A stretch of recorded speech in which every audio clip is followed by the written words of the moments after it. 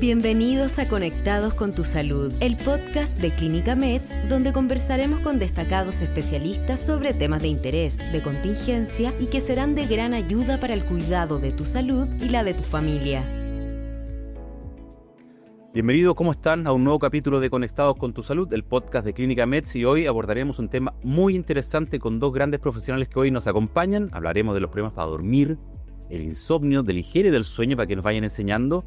Y para ello nos acompañan el neurólogo, el doctor Álvaro Vidal. Bienvenido, doctor. Muchas gracias por la invitación. Y la neuróloga infantil Carolina Giadach. Bienvenida también. Muchas gracias. Este para ambos, esta pregunta para ambos es más o menos frecuente, es más frecuente de lo que creemos, esto de los problemas para dormir, el insomnio que se está dando quizás más en la población, tanto joven como adulto. Les dejo plantear la pregunta. Sí, en general el insomnio es la queja principal del sueño. Hay muchos trastornos del sueño, existen aproximadamente unas 7 categorías. La apnea, bruxismo, que hablamos en un podcast previo. Pero la verdad que el tema del insomnio es el más frecuente de todos. Se da frecuente en todos los grupos etarios. Ahí Carolina después nos comentará de su parte. Pero lo fundamental es eso. Hay factores de riesgo en el sexo femenino, en las edades perimenopáusicas, por ejemplo. También el estrés agudo, el dolor. O sea, hay tantas situaciones que nos pueden llevar a esto. ¿Y qué es el insomnio? ¿Qué es el insomnio y cuáles son los síntomas? Que uno de alguna manera decía que no puedo dormir, pero quizás son otros factores los que están influyendo. El insomnio se define como una dificultad para iniciar el sueño o para mantenerlo, o ambas, y como una cuarta modalidad podría ser el despertar matinal precoz, aquellas personas que quieren seguir durmiendo, pero que llegado un momento despiertan y ya no lo pueden seguir haciendo. Son las 4 grandes modalidades y puede haber una o más de estas. Carolina, y a nivel de jóvenes, adolescentes, ¿es muy similar? ¿Ha habido un alza? ¿Ha notado usted un alza en la población? En general, en la edad pediátrica, desde los primeros meses antes del año, y en los adolescentes hay hartos problemas de sueño. Han aumentado también por muchos factores, como explicaba Álvaro, hay muchos factores relacionados con el sueño que ahí podemos ir indagando. Y en relación al insomnio también tenemos eso mismo, niños que les cuesta quedarse dormidos, otros que les cuesta mantener y se manifiesta por despertares frecuentes, que es muy común la queja, sobre todo en los más chiquititos, y porque a veces se mezclan, la mayoría de las veces, el despertar precoz, que son estos niños que les llaman los madrugadores. Perfecto. Y las causas más comunes en los adultos, para abordar el tema contigo, Álvaro, y cuánto puede influir factores como el estrés o personas que están en una etapa quizás con un cuadro depresivo, ¿influye mucho el tema del insomnio y cuáles son las principales causas específicamente? Influye muchísimo. De hecho, la primera causa en los grupos de adultos es algo que se llama insomnio psicofisiológico. Es un insomnio que justamente es por la rumiación nocturna, este concepto de me quedo abordando los problemas pero ya en la cama, donde yo debería descansar, o mantener actividad sexual, que es como el otro gran uso que se le da a la cama en particular. Acá es como rumiar con el problema, pensar en los problemas que vienen, en los que ya hubo, analizar en la cama. La cama es para descansar, esa es la primera gran causa. Ya mencionaba algunas otras, o sea, el uso de cafeína frecuente, el dolor agudo, algún estrés específico. La pandemia, por ejemplo, desencadenó muchos problemas de salud. Entonces, hay varias causas del insomnio, esas son como las principales. Ya vamos a entrar en el detalle de cómo lo abordamos. Y a nivel de las personas más adolescentes, más niños también, esto de preocupaciones o cuánto interactúa esto de los juegos, de los celulares también para un buen dormir y para poder quedarse dormido tranquilamente. Los factores de riesgo para generar problemas del sueño en los niños van cambiando según la edad también. En los más chiquititos, la mayoría, por suerte, no están expuestos a pantallas o no están tan expuestos a pantalla, entonces ahí ese factor no es tan importante, pero sí el tema de los horarios y las rutinas de sueño.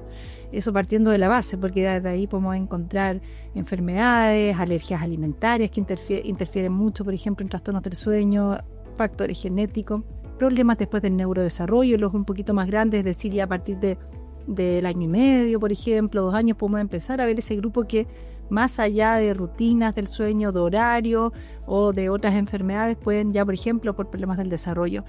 Y ya avanzando hacia la adolescencia es donde el tema de las pantallas toma mucha importancia como factor de riesgo para el sueño y sobre todo para este sueño que empieza más tarde, lo que se llama fase retardada en el ciclo circadiano y bueno, los insomnios y todos los problemas asociados. Hay que entender que los problemas de sueño tanto en su etiología, es decir, las causas, como en sus manifestaciones, siempre se mezclan muchas cosas. Es raro que un problema de sueño responda puntualmente a algo muy específico, que se puede dar también, pero no es lo habitual. Entonces hay que siempre mirarlos de esta manera bien integral.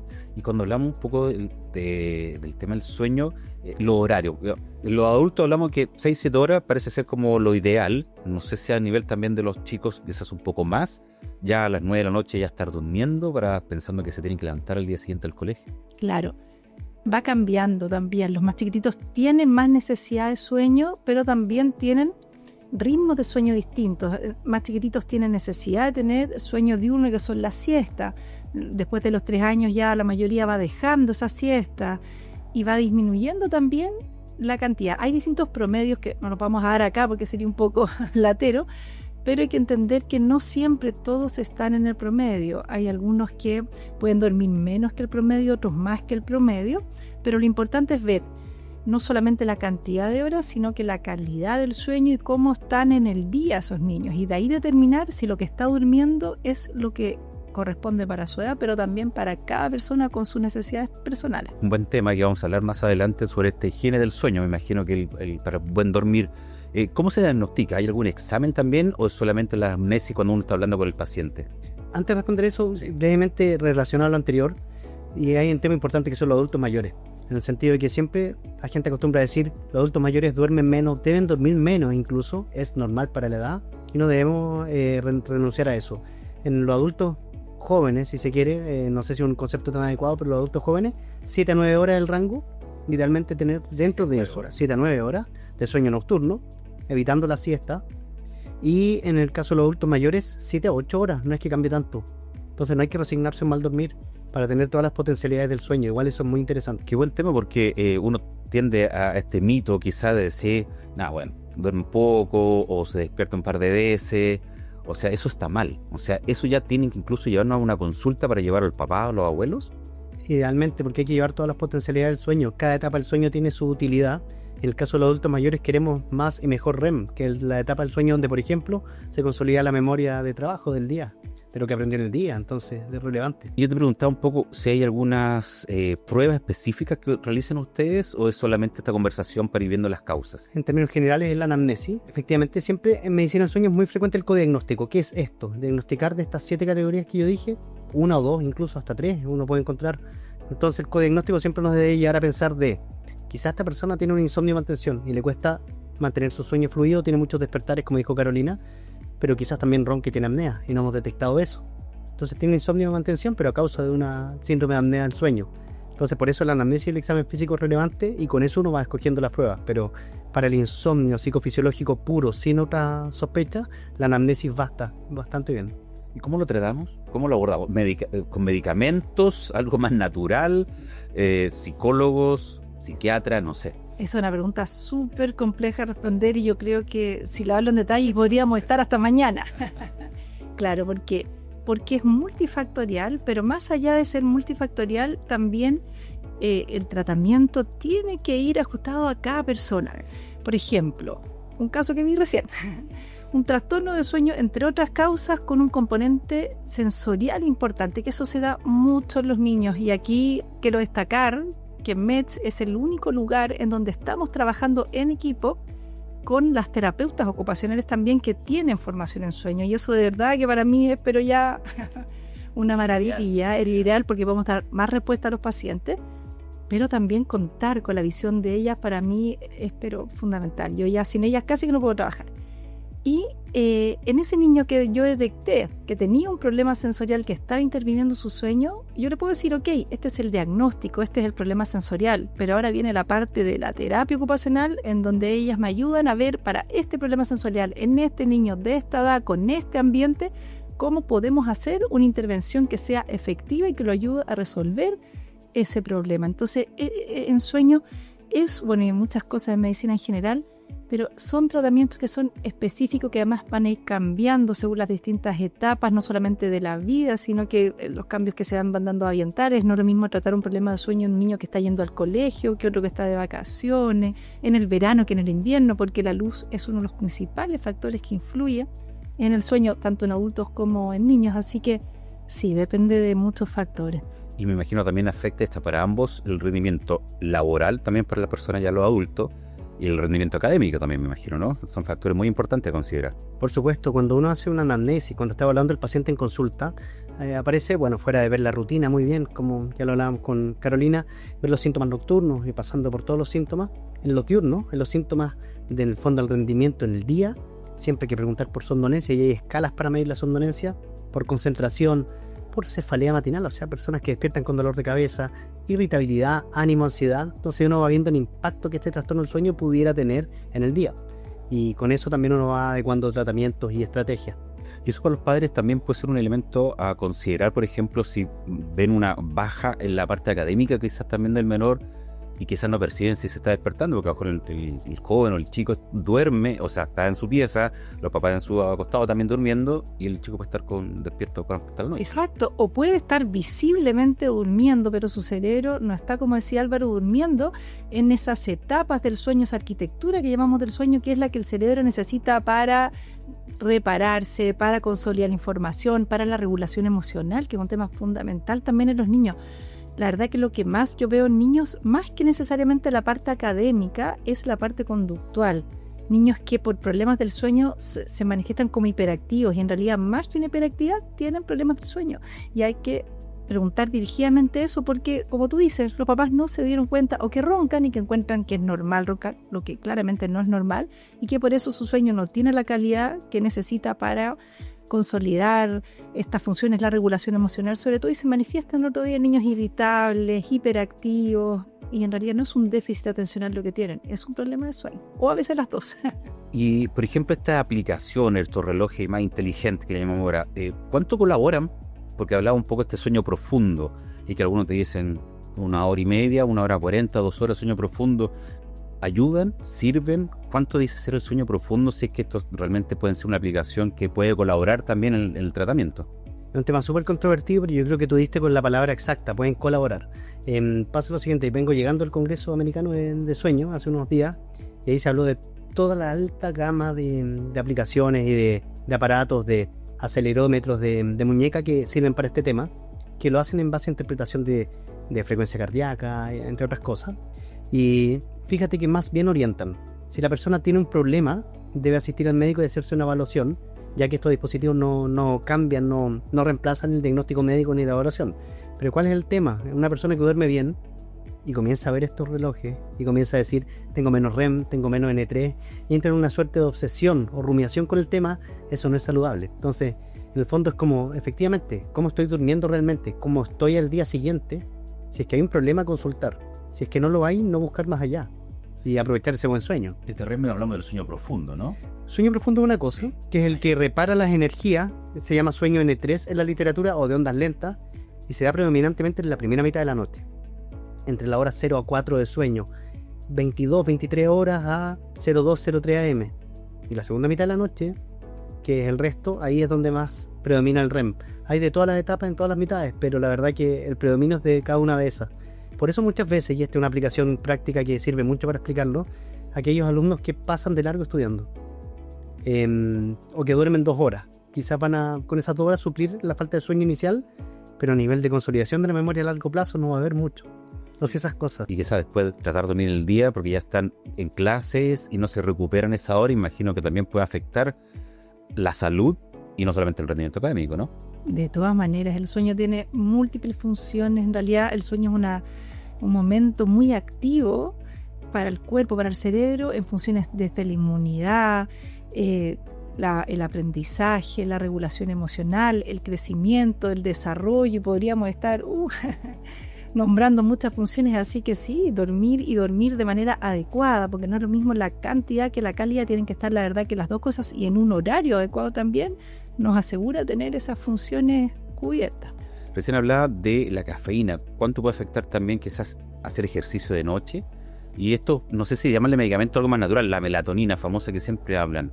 ¿Colabora, ayuda, usted la restringe? Porque quizás puede ser algo que la gente empieza a consumirlo, así como el paracetamol, ibuprofeno, que de repente se lo automedican algunos. ¿Qué rol juegan también esto? Pero hay que entender primero que la melatonina tiene muchas funciones, no solamente en el sueño, sino que cada vez se descubren más funciones receptores en distintas partes del cuerpo donde la melatonina puede actuar y hacer ciertas cosas. Pero a grandes rasgos en el sueño la melatonina es un inductor, es decir, yo la tomo y a la hora que me la tome me va a dar sueño a cierto rato, pero también es un cronobiótico, que es decir, regula el ciclo circadiano, el reloj en este caso del sueño, pero también de otras funciones corporales. Entonces, si yo uso melatonina y no la uso bien, ya sea por la dosis, pero por sobre todo en el horario en que la uso, que no es un horario regular, que no es adecuado para la edad, voy a estar desregulando los relojes corporales internos del sueño y otras funciones. Entonces puede ser hasta contraproducente para un problema del sueño. Y la verdad que en pediatría, si bien se usa demasiado, mucho más de lo que nos gustaría, tiene muy pocos alcances, tiene alcances bien puntuales. Por ejemplo, personas, bueno, también en adultos ciegos, amaurosis, ahí sí está indicada la melatonina en relación al sueño, porque no está el factor de la luz para regular el sueño. En trastornos del espectro del autismo, ahí también es una indicación formal de uso de melatonina cuando hay trastornos del sueño y otras cosas puntuales, pero no cuando... Perdón, lo que quiero decir es que melatonina no es sinónimo de trastorno del sueño, hay que usar melatonina. Puede ser hasta peor. Y puede tapar problemas del sueño que me ha pasado. Llegan pacientes usando melatonina y lo que tenían era una apnea del sueño, un problema respiratorio que es severo, que si uno no lo ve puede generar daños permanentes. Y la melatonina estaba tapando un poco ese problema. ¿Influyen en las personas que hacen ejercicios tardes, muy tarde, y puede influir en el sueño, o al contrario, puede beneficiarlo? Eso, qué buena pregunta, un tema nuevamente controvertido y es muy interesante. Como tú sabes, Nelson, yo me dedico harto al tema de neurología deportiva, entre otras cosas, soy muy pro deporte y me llamó la atención este tema y lo revisé con mis residentes de medicina deportiva que pasan por acá por la clínica. Entonces salió un metaanálisis grande, hace 2 o 3 años si no me equivoco, donde se comparaban las diferentes, ¿cómo decirlo?, los segmentos importantes del sueño, la latencia del sueño, que es cuánto demora en dormirse, el porcentaje de sueño profundo, porque siempre se demonizó el sueño, o sea, el deporte nocturno. Bien, salió acá en el fondo que la mayoría mejora los parámetros de sueño independiente del horario que se haga, y en el fondo ahí queda muy en el caso a caso. Hay gente que los activa mucho el ejercicio. Yo mismo no puedo hacer mucho ejercicio en la noche, yo siempre hago todo mi ejercicio antes de mediodía. De hecho no hemos encontrado en el gimnasio de forma frecuente. Pero hay gente que le relaja tanto el deporte y lo agota tanto que le conviene hacerlo en la tarde o en la noche y luego duermen muy bien. Entonces la demonización ya no es tal, y esto es caso a caso. Si te beneficia el deporte de noche, puedes hacerlo, si es que no se desaconseja. En el fondo es eso. Perfecto. A mí en mi caso prefiero como que me activa, por eso prefiero hacerlo temprano, me deja un poco mejor para funcionar en el día. Recién hablamos un poquito de la higiene del sueño. ¿Qué es la higiene del sueño y cómo debes hacer esta para ir educando también a la gente que nos está viendo y escuchando? Es un concepto bien amplio, la verdad, que es todo lo que uno hace para dormir bien. Y en el caso de los niños, este concepto parte sobre todo cuando se despiertan. Y es lo que yo también pongo énfasis cuando analizo un problema del sueño. La higiene del sueño no es lo que hago media hora antes de dormir, sino que a qué hora parte mi día, a qué hora hago ejercicio, qué tipo de ejercicio, qué alimentos consumo. En el caso de los niños, sí, en la tarde, noche consumo cosas más que con cafeína, porque la mayoría no los consume, pero chocolates, cosas con azúcar, cosas que los activan también. La cantidad, si logro hacer la actividad motora más allá del ejercicio, sobre todo los niños, que necesito para llegar al sueño con un nivel no de sobrecansancio, pero tampoco con las pilas recargadas y no poder dormir. Y obviamente después viene el concepto de la rutina previa del sueño, en donde está incluido el ambiente, que tiene mucho que ver con lo que hablábamos de la luz, la oscuridad, un ambiente ojalá ya con luz natural, sin acceso a pantallas, ojalá 2 horas antes de la hora que uno quiere dormir, para que el cerebro, el cuerpo se empiecen también a preparar. El ruido, un tema importante, la temperatura, entender que una temperatura ideal para el sueño va entre los 18 a los 21 grados, no 25 o 30 grados, tampoco el sobreabrigo ni el frío. Y también lleva una parte más sutil, sobre todo, y lo ven, tú puedes hablar mucho mejor de eso, Álvaro, pero también yo lo veo harto en los adolescentes. La higiene del sueño tiene mucho que ver con qué cosas hago antes de dormir para que mi cabeza logre desconectarse. Entonces eso es un punto muy importante que depende mucho de la persona y hay que indagar en eso, porque eso puede interferir. ¿Y qué tips? Yo sé que puede ser dependiendo de la persona y de las condiciones que tenga, pero por ejemplo, el leer, escuchar alguna música relajada, porque ahora yo entiendo de lo que me está hablando usted, por qué me cuesta tanto dormir, porque me quedo viendo televisión y de repente tengo el celular al lado y respondí algún mensaje. Sí, bueno, yo creo que de tips, obviamente celular ojalá fuera la pieza lo ideal y no verlo 2 horas antes. Yo sé que es difícil, pero acercarse a esa recomendación lo más cercano posible ya es algo. Pero, por ejemplo, el leer es súper variable. Hay personas que al leer se activan, niños que les encanta leer y que si tú los dejas leyendo pueden leer 3 horas seguidas, entonces se les quita el sueño. Entonces ahí también es lo mismo que el ejercicio, dependiendo de lo que a ti te relaje. Hay que entender que para el sueño hay que tener un nivel cierto de cansancio, también estar relajado y tener el ambiente adecuado. Entonces hacer cosas que te relajen, pero no que hiperactiven tu cabeza o que te entretengan demasiado y que al final interfieran en el sueño. Entonces eso depende. ¿Y la alimentación? ¿Cuánto influye también la hora en que se come ciertos productos? Recién hablamos de la cafeína, no sé, a veces me dan ganas de comer chocolate, me encantan, pero no sé si también me puede activar o no en el sueño, por ejemplo. Es muy interesante, ahí complementando lo que dijo Carolina previamente y sumando esto de la alimentación, hay una técnica bien buena que yo, para simplificar lo que después va a ser la terapia cognitivo-conductual, que la hacen psicólogos expertos en el sueño, en 5 sesiones, hay un par de técnicas muy útiles para todo esto, y ahí está el 10-3-2-1, es una de ellas. Es un acrónimo, un número muy sencillo. 10 horas antes de dormir no cafeína, 3 horas antes de dormir no comida copiosa, no comida abundante, y ahí viene la respuesta. 2 horas antes no pantalla, y 1 hora antes no trabajo ni nada estresante.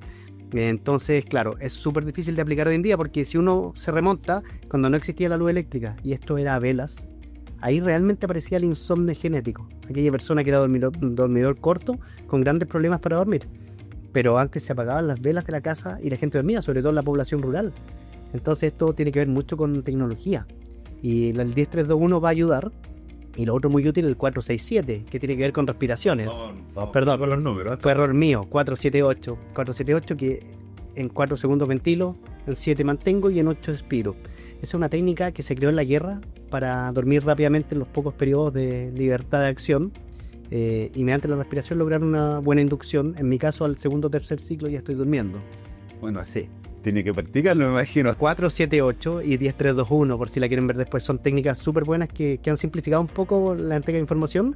Ya está lo de la alimentación, es muy importante. Tenemos que entender que el sistema digestivo en el fondo en la noche descansa. Tenemos que priorizar eso. Tiene que ver con ese tema. Y puedo agregar algo de alimentación, que los niños es muy importante también, sumado a eso que es lo fundamental, es también qué comen durante el día, pero no solamente por el tema del azúcar. Ahora yo estoy viendo muchas deficiencias de micronutrientes en población infantil, que antes era súper raro. Antes uno ni siquiera pedía exámenes de sangre para ver vitaminas, qué sé yo, porque era muy raro encontrarse. Y ahora la verdad que la mayoría, me atrevo a decir que el 80%, cuando yo pido exámenes, obviamente pacientes que ya tienen algún tema de sueño, obviamente, o otras cosas, me encuentro con déficit de micronutrientes y a veces incluso severo. Y eso es porque la alimentación en general está siendo poco variada, o los mismos alimentos a veces no tienen ya la misma calidad nutricional que tenían antes. Entonces ahí, ¿cuál es el consejo? Una alimentación lo más variada posible, y eso uno a veces con los chiquititos les da alimentaciones súper, se me fue la palabra, pero cosas súper, siempre lo mismo, operaciones ultraprocesadas, que son alimentos que no son ricos nutricionalmente, y es todo lo contrario. Si yo en la infancia de los primeros años doy más variedad de alimentos, para haber más probabilidades que esa persona coma en general toda su vida una alimentación más variada y tenga menos riesgos de déficits nutricionales que afectan el sueño y otras funciones. Vamos a ir cerrando, pero hay una pregunta que también, porque el tema que estamos abordando es el insomnio, el problema de dormir. Pero esas personas que duermen 10 o 12 horas, ¿es normal también estar con algún problema que quizás no conocemos? ¿O es lo ideal también que, bueno, si duerme 10 o 12 horas, está descansando? ¿O es mucho? O sea, yo nunca lo he podido hacer, pero... Es sumamente interesante esa pregunta, porque ahora en el mismo congreso que estuve, la respuesta para cuánto debe dormir un adulto era 7 o más.